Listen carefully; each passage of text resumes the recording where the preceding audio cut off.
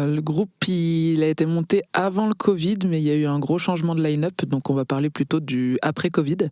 Comment il s'est monté avec des annonces sur Facebook principalement et un peu de copinage. Et pourquoi le nom du groupe Parce qu'il fallait un truc impactant que les gens comprennent assez facilement. Et Kill the Princess, je pense que les gens comprennent les mots assez facilement. Et je pense que quand on dit le nom du groupe, on comprend assez facilement aussi qu'il y a un engagement féministe dedans. Et donc voilà.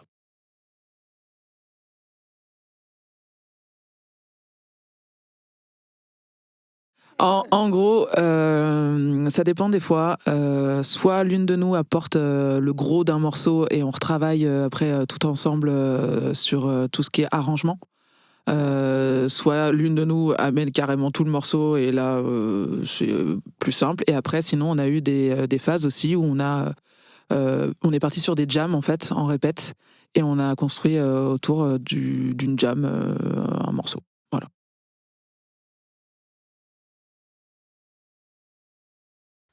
Du coup, je vais parler pour moi. Moi, c'est clairement le groupe Muse qui m'a inspiré le plus dans ma vie musicale. Et sinon, j'écoute un peu de tout. Donc, j'ai un passé plutôt classique, donc beaucoup de classiques, et actuellement beaucoup d'électro. Donc, je dirais classique, rock, électro.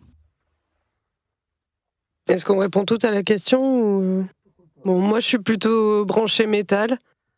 Donc, quand je compose, je vais chercher dans ces influences-là. Voilà, mais du coup, c'est pratique parce que après, je peux écrire des trucs métal, les filer à Nell, et puis elle va sortir toute la pop qu'il y a dedans et faire un fabuleux mélange de tout ça. Je suis une popeuse dans l'âme. Voilà, j'ai longtemps écouté, je pense qu'on peut citer pour nous toutes Lady Gaga en fait, et c'est ça qui est un peu marrant avec ce qu'on fait, c'est qu'on écoute aussi bien du Linkin Park que du Pink, que du Gojira, que du Muse, voilà, c'est des trucs vraiment assez variés, mais on essaye toujours d'avoir le côté un peu efficace, mélodique, et qui en envoie plein la gueule. C'est ça un peu l'idée.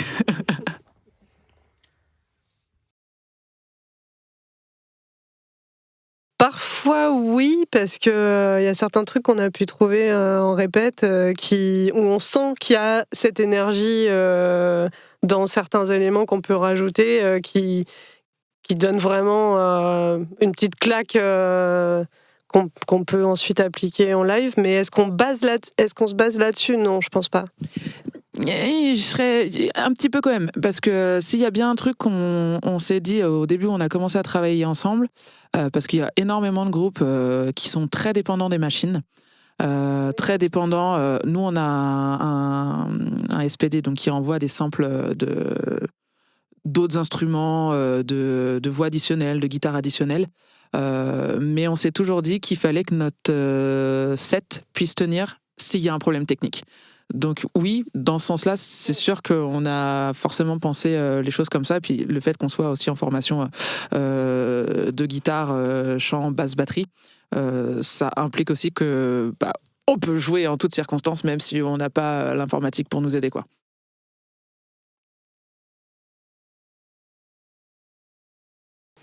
Alors, on a prévu de devenir Maneskin. Damiano. Dans l'immédiat, il y a la sortie de notre album quand même, deuxième album qui arrive le 21 novembre. On a une grosse release party qui sera faite à Petit Bain le 17 janvier. Donc on va préparer pas mal de live aussi derrière. On a déjà sorti 3 clips et on va essayer, si le temps nous le permet, de sortir un 4e clip. Pareil, toujours sur le nouvel album. Et après, on va faire de l'action culturelle aussi. dans un collège pour justement parler d'égalité et de la place des femmes dans le rock. On fait ça avec l'empreinte. Et après, voilà, du live, quoi.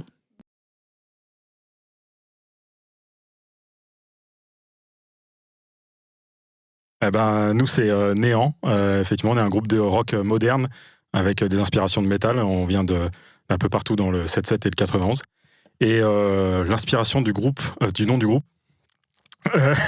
en fait, on cherchait un nom en français, effectivement, mais qu'on voulait un peu faire un peu à notre sauce. Et tout le côté un peu, tout ce qui est autour du néant, de la science un petit peu, et ce genre de choses, ça nous inspirait pas mal. Donc, c'est surtout pour ça.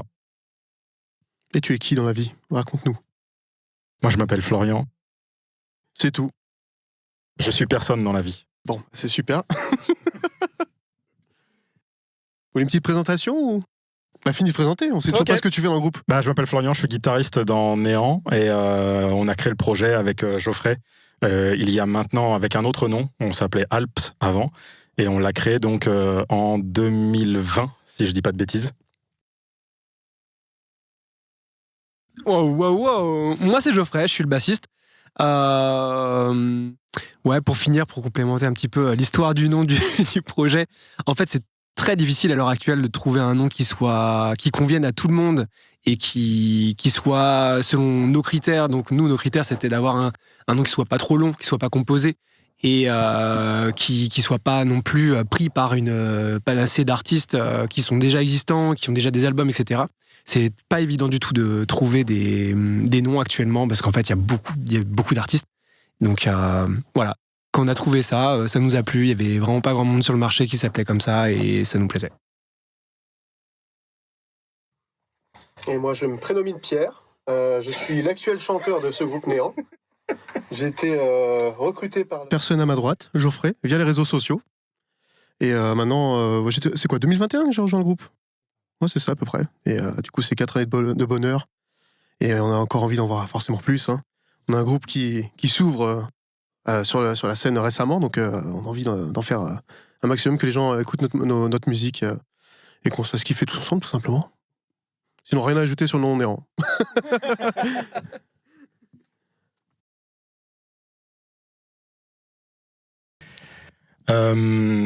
Je compose la plupart des titres et ensuite je suis rejoint par les autres membres sur la base, mais quand je compose les morceaux, généralement je me laisse porter un petit peu par l'ambiance de ce que je vais commencer à faire comme notes, comme mélodie et tout ça. Et généralement c'est une construction au fur et à mesure de ce que je peux ressentir quand je vais écrire ce morceau-là. Je parle beaucoup de thèmes généralement sociaux, dans ma tête en tout cas, c'est beaucoup de thèmes sociaux sur les rapports humains ou les choses comme ça dont on peut parler. Et ensuite, du coup, j'essaye de retranscrire un maximum de ces informations-là, et en tout cas de ces ressentis à Pierre pour qu'il puisse écrire des paroles qui sont en corrélation. Et des fois, au contraire, il peut me proposer aussi des choses qui vont peut-être pas dans le même sens, mais qui vont changer un petit peu l'intention du morceau et que je vais comprendre aussi. Ouais, parce que moi, mon style d'écriture, ce qui me fait vraiment vibrer dans la musique, c'est le côté triste. Du coup, j'écris beaucoup des paroles. Il y a tout ce qui est tristesse, dépression, l'amour aussi, l'addiction. Donc, c'est des sujets qui, moi, sont plus automatiques. Donc, forcément, c'est ce qui pop le plus, quoi, finalement. Surtout avec la musique que Flo compose. C'est vrai que ça va de soi. C'est vrai que je suis assez dans l'ambiance aussi triste. Et ça, c'est la musique qui me parle le plus. Bah, donc, généralement, les les mélodies sont très souvent mélancoliques et donc appellent ce genre de thèmes, en tout cas, que Pierre propose également.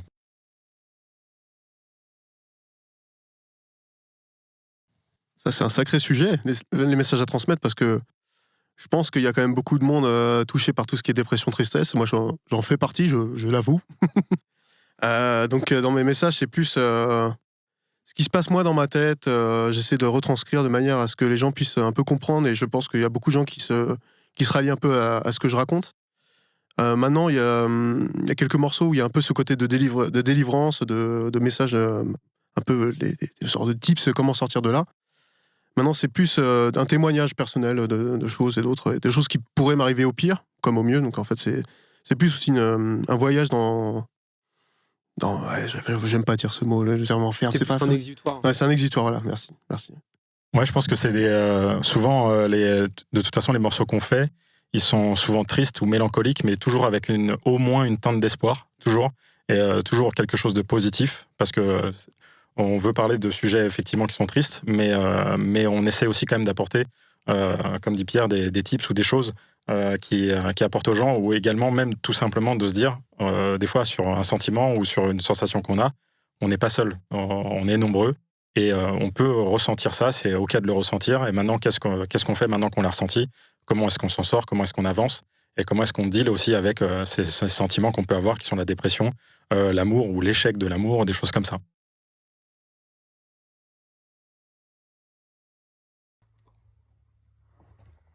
Oui. Ouais, franchement, on explore pas mal les thèmes un peu électro, un peu.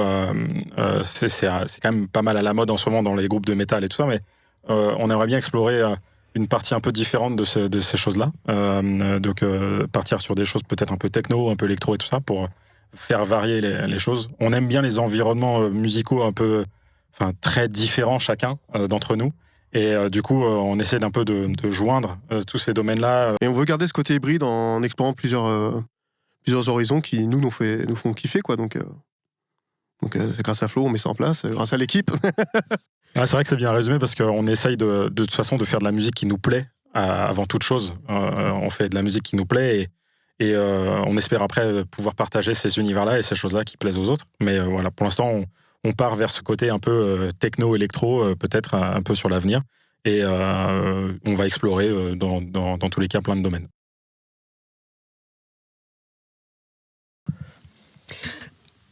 Vas-y. Actuellement, c'est un morceau qui n'est pas sorti. C'est des morceaux qui ne sont pas sortis parce qu'en fait, on a longtemps tourné avec des anciens morceaux de notre ancien projet qu'on a mis au goût du jour pour qu'ils nous plaisent. Parce que interpréter en live un morceau qui est vraiment daté, c'est pas toujours facile. Et du coup, on a plus peaufiné notre style récemment, on va dire. On s'est vraiment senti à l'aise. Donc, on a sorti notre EP il y a un mois. Et là, ce qu'on attend plus que tout, c'est de pouvoir commencer à communiquer sur les nouveaux morceaux qui vraiment sont au goût du jour pour nous et qu'on va être très fiers de présenter, quoi. Ouais, c'est pour ça qu'on ne peut pas forcément donner un titre maintenant, parce que les morceaux ne sont pas sortis. Et donc les titres sont forcément, pour l'instant, encore pas tout à fait définitifs. Mais voilà, ça sera des titres qui feront partie du chapitre 2. Et puis on a hâte de montrer ça.